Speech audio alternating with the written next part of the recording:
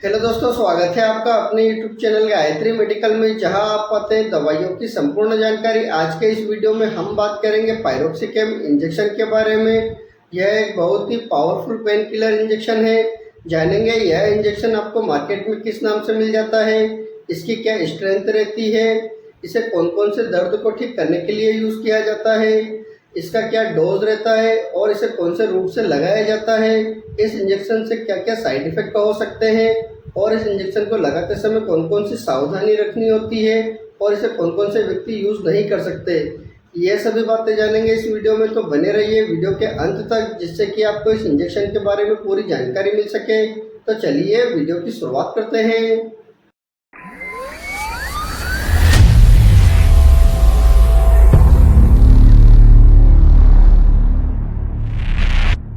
पायरोक्सिकेम injection की बात करते हैं तो यह ऑक्सीकेम क्लास की दवा है, जो कि NSAID क्लास की दवा भी कहलाती है। और यह दवा हमारे शरीर में इंडोजेनस तथा प्रोस्टाग्लैंडिन को बनने से रोकती है। और यह जो प्रोस्टाग्लैंडिन है, यह हमारे शरीर में दर्द, सूजन, खिंचाव तथा जकड़न के लिए रिस्पॉन्सिबल है। और हमारे शरीर में जब प्रोस्टाग्लैंडिन नहीं बनेगा तो यह समस्या धीरे धीरे ठीक हो जाती है। अब बात कर लेते हैं ब्रांड नेम की। पायरोक्सिकेम इंजेक्शन के ब्रांड नेम की बात करते हैं तो यह आपको मार्केट में बहुत सारे ब्रांड नेम से मिल जाता है, जैसे डोलोनेक्स, डोलोफोर्स, पायरोक्स, पायोक्सी। ये कुछ पॉपुलर ब्रांड नेम है। हो सकता है आपके एरिया में किसी और ब्रांड नेम से मिले तो आप उसे भी यूज़ कर सकते हैं। अब बात कर लेते हैं ड्रग स्ट्रेंथ की। पायरोक्सिकेम इंजेक्शन के ड्रग स्ट्रेंथ की बात करते हैं तो यह 40 mg पर 2 ml की स्ट्रेंथ में बनाया जाता है। यानी कि जब हमारे शरीर में 2 ml का पूरा इंजेक्शन लगाया जाता है तो 40 mg की दवा हमारे शरीर में जाती है। और इस इंजेक्शन का जो डोज है वो कैलकुलेट करके लगाया जाता है। अब बात कर लेते हैं इस इंजेक्शन का यूज़ किन किन कंडीशन में किया जाता है। इस इंजेक्शन के यूज़ की बात करते हैं तो जैसा कि हम जानते हैं कि यह एक बहुत ही पावरफुल पेन किलर इंजेक्शन है, तो इसका यूज़ मुख्य रूप से अलग अलग दर्द को ठीक करने के लिए किया जाता है। जैसे यदि किसी व्यक्ति को हड्डी तथा हड्डी जोड़ में दर्द की समस्या रहती है तो उस समय इस इंजेक्शन का यूज़ किया जाता है, जो कि सामान्य पेन किलर से ठीक नहीं होता है। और हड्डी से जुड़ी बीमारी जैसे रोमेटो आर्थराइटिस, ऑस्टियोआर्थराइटिस, गाउट, इन तीनों बीमारियों में हड्डी तथा हड्डी के जोड़ में दर्द तथा सूजन की समस्या रहती है, जो कि सामान्य पेन किलर से ठीक नहीं होती है। तो उस समय डॉक्टर द्वारा यह इंजेक्शन लगाया जाता है।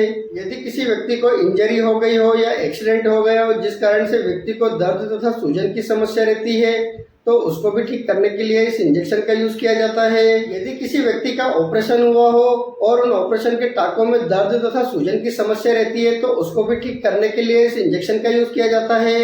यदि किसी महिला को डायस्मेनोरिया नाम की बीमारी हो जाती है तो इस बीमारी में महिला की जब पीरियड्स आते हैं तब पेट दर्द होना, कमर दर्द होना, पीठ दर्द होना, इस प्रकार की समस्या होने लगती है, तो उसको भी ठीक करने के लिए इस इंजेक्शन का यूज़ किया जाता है।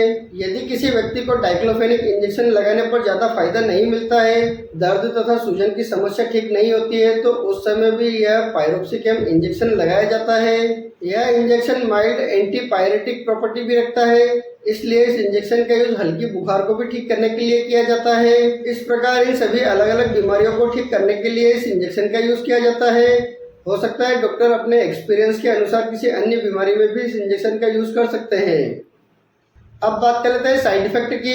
पायरोक्सिकेम इंजेक्शन के साइड इफेक्ट की बात करते हैं तो इस इंजेक्शन के कुछ कॉमन साइड इफेक्ट हो सकते हैं, जैसे जिस जगह पर यह इंजेक्शन लगाया जाता है वहाँ पर दर्द होना, redness, swelling, itching, burning sensation, nausea, vomiting, abdominal pain, gastric irritations, skin irritations, इस प्रकार के कुछ कॉमन साइड इफेक्ट हो सकते हैं। इसके अलावा अगर और कोई साइड इफेक्ट होता है तो इस इंजेक्शन को लगवाना बंद करें और अपने डॉक्टर से कंसल्ट करें।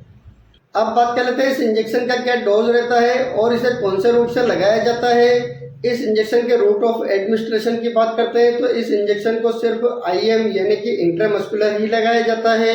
यह इंजेक्शन एडल्ट व्यक्ति या जिस मरीज में 40 किलो से ज़्यादा वजन होता है उस व्यक्ति को यह 2 ml का पूरा इंजेक्शन लगाया जाता है, जिसमें 40 mg पायरोक्सिकेम दवा होती है। और बच्चे के डोज की बात करते हैं तो यदि बच्चे की उम्र 12 साल से कम है तो उसे यह इंजेक्शन नहीं लगाया जाता है।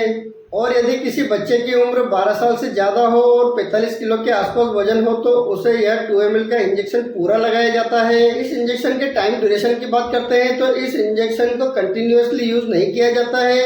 इसे जब व्यक्ति को बहुत तेज दर्द होता है तो उस समय यह इंजेक्शन लगाया जाता है और इसे दिन में एक ही बार लगाया जाता है। इस बात का भी आप विशेष ध्यान रखें। अब बात कर लेते हैं इस इंजेक्शन को कौन कौन से व्यक्ति को नहीं लगा सकते हैं और इसे लगाते समय कौन कौन सी सावधानी रखनी होती है। इस इंजेक्शन के प्रिकॉशंस की बात करते हैं तो इस इंजेक्शन से यदि किसी व्यक्ति को किसी भी प्रकार की कोई प्रॉब्लम होती है तो उसे यह इंजेक्शन दोबारा नहीं लगाया जाता है। यदि किसी व्यक्ति को पेट में छाले हो या इंटेस्टाइन में छाले हो और उनमें ब्लीडिंग की प्रॉब्लम हो तो उस व्यक्ति को भी यह इंजेक्शन नहीं लगाया जाता है। यदि किसी व्यक्ति को NSAID क्लास की दवा से एलर्जिक है तो उसे भी यह इंजेक्शन नहीं लगाया जाता है और यदि उसे यह इंजेक्शन लगा दिया जाता है तो उसे रेडनेस, स्वेलिंग, इचिंग जैसी समस्या होने लगती है। यदि किसी व्यक्ति को लीवर, किडनी से संबंधित कोई समस्या होती है तो उसे भी यह इंजेक्शन नहीं लगाया जाता है।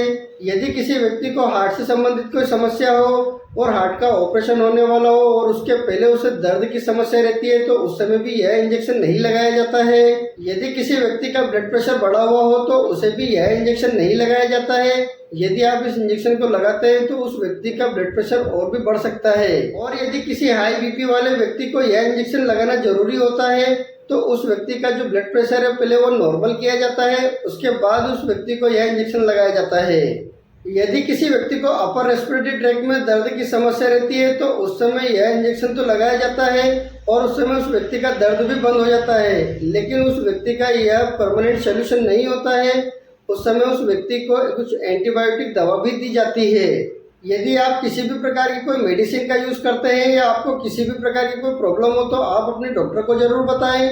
आपसे एक रिक्वेस्ट करूंगा, आप अपनी मर्जी से किसी भी प्रकार की कोई मेडिसिन का यूज न करें। आप अपने डॉक्टर या किसी फार्मासिस्ट की सलाह से ही मेडिसिन का यूज करें। उम्मीद करता हूं कि आपको पायरोक्सिकेम इंजेक्शन के बारे में पूरी जानकारी मिली होगी। अगर वीडियो अच्छा लगे तो लाइक करें, शेयर करें, सब्सक्राइब करें, जिससे कि और भी लोगों को जानकारी मिल सके। जय हिंद, जय भारत।